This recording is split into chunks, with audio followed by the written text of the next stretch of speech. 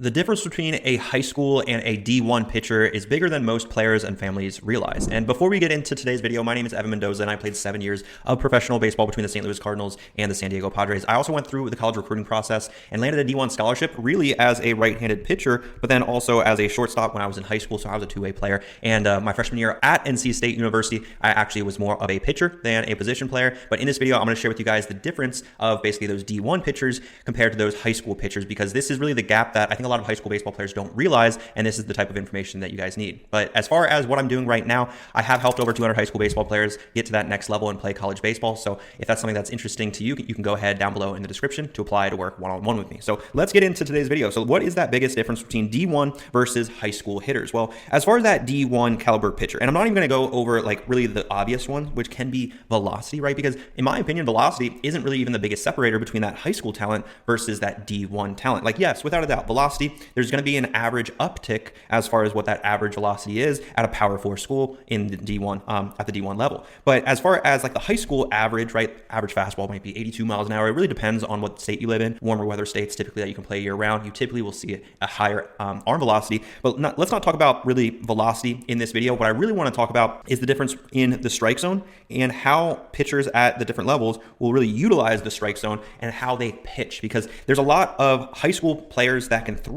And by the way, like the reason that we don't want to talk about velocity too much is because when I was in professional baseball, even at the AAA level, there'd be guys throwing 86 to 88, which is not very impressive at the highest level in professional baseball, right? So 86, 88, you almost think that would be a casual day for hitters, when in reality, if I saw that, I would actually know he probably has like 5 pitches that he can command. And ideally, that's the biggest thing that I want to talk to you guys about, because you can be a thrower that throws 93 miles an hour, but really what you want to be is closer to a pitcher. And at the D1 level, you'll find so many more pitchers that actually know what they're doing. And what I mean by know what they're doing, they know how to pitch, they know sequencing, they know how to locate properly. They also understand pressure pitches and situations. So that's what we're going to be covering here today. So let's talk about really like that pitching ability. So for me, like if this was the strike zone, and for example, I loved facing lefties. So let's talk about this. I'm a right-handed thrower, by the way. So I was more or less more of that accurate style of pitcher when I pitched. I topped out at 91 in high school during my senior year, but really that velocity isn't the reason that I landed a commitment to NC State University. It was at a WWBA perfect game event in East Cobb, Georgia, where the NC State coach saw me actually throw a complete game shutout. I think it was on like 69 pitches.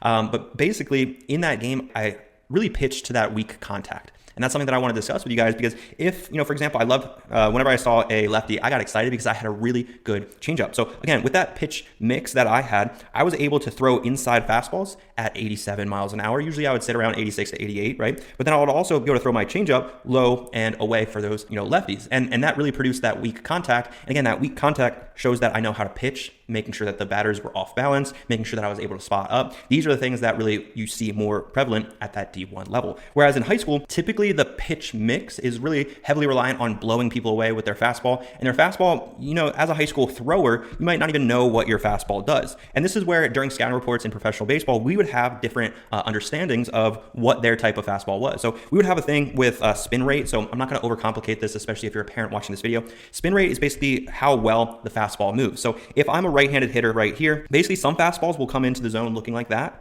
There are going to be some fastballs for a right-handed pitcher that look like that. But then there's also going to be some fastballs that, to be honest with you, kind of look like that, right? They come in rising almost. It's like it's a rising effect. As far as if I'm the hitter, it looks like it's like elevating, which it's more of just like an illusion more than anything, but that's based off of their spin rate. So if it's more of a high spin guy, that's going to be more like an elevated fastball, and that's going to be like a riser. That's going to be what it's known for. If it's more of right like that, that's going to be an arm side run guy. So that's going to be more of like a sinker baller. If it's more of just like a flat, that's going to be your typical stock righty. So for me, I was more of an arm side run type of guy. Pitched to that weak contact. I pronated extremely well, and that is what also helped me with my changeup. But it's important to understand what kind of fastball you or your son has, because that's ultimately going to move the needle for him with that understanding of how to be a better pitcher. Now, another common difference, again, between that D1 level versus that high school level, high school will typically have like one solid pitch. And like I said, like that might be the fastball. That just might be a velocity fastball that you can blow away, guys. And that's what's giving you the success that you've seen at the high school level. Maybe you have a low ERA like me, my senior year as a pitcher. I think I had a 0.43 ERA or something pretty low like that. You can check it up on my Wikipedia. I think Wikipedia has it for some reason, but I actually used ChatGPT to ask that question and it gave me the response, which I thought was pretty cool.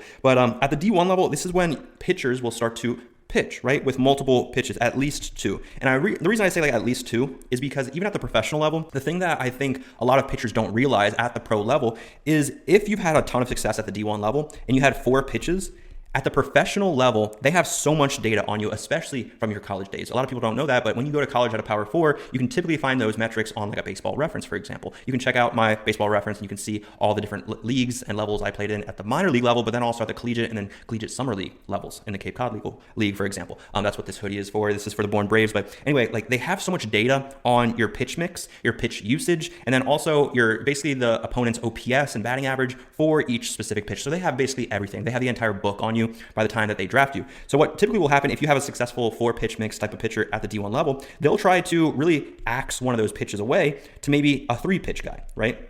And making sure that we're not using that 4th pitch, which is probably, let's just say a grading system like at school. Maybe it's like a C minus, right? It's not that good of a pitch. So what they're saying is just like, hey, it's not even that good. The opponent OPS on that 4th pitch, whatever that 4th pitch is, we're just going to scrap it because we're going to ultimately trim the fat and focus on what's actually producing your best results. So in high school, again, we can see at the professional level, this is more pro. They're actually going to start scraping away and more or less minimizing those pitches. I also think it's very interesting when I see high school pitchers that pitch and have like 4 or 5 different pitches because in my opinion, I would much rather just focus on really 2 great pitches. For me, it was my fastball and my changeup. Like my slider was okay. I was able to command it, but also I had that changeup in the back pocket, and that's what produced the best results for me as a pitcher. Now, as far as really the different counts, because this is something that actually I struggled with transitioning from high school to college baseball. And again, if we're talking about the strike zone, right, this is where I was a guy that threw a lot of strikes, and I took a lot of pride in that. I was like, yeah, I can throw strikes in a 3-0 count, 3-1. It doesn't matter. I can land all of my pitches for a strike. And by landing a pitch, it basically means like if I throw a curveball, it lands in. If the hitter doesn't swing, it lands in where the umpire calls it a strike. So that's basically what that means. It's just a called strike. So I was able to land all my pitches for a strike, but I did that too much. So think like in the 0-2 count, this is where we need to understand how to pitch. Because personally for me, what I did was I threw too many fastballs like right there in an 0-2 count, which is a huge no-no. So we need to understand how to pitch with intent based off of the count as well. So in this short example, like for example, if I'm in an 0-2 count, I do not want to throw a pitch right there, but rather I would want to throw a pitch down here. Of course, have trust in your catcher that he's going to be able to block up maybe a dirt ball slider right below the zone. And then that way that hitter maybe chases. Maybe we also go an elevated fastball, again, outside of the zone to ensure that the hitter is maybe chasing. And maybe that elevated fastball sets up that lower slider or curveball in the dirt, right? So it's how we use one pitch to really affect that next pitch. And that's, again, that pitch ability.